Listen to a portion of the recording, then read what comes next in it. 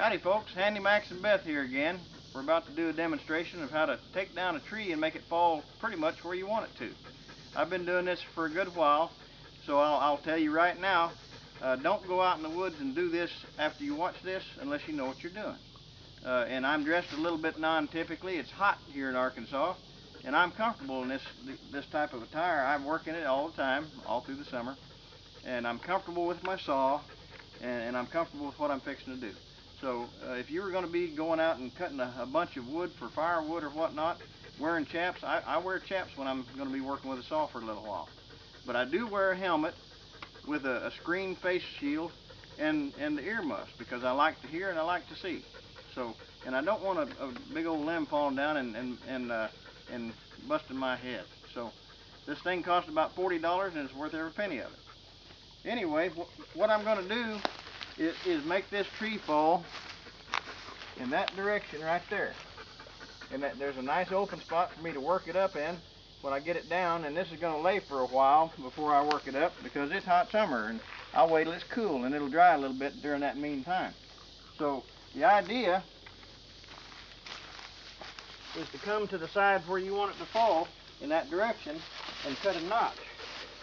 Just cut a V notch out of the base of the tree, low enough to where the stump won't be in the way.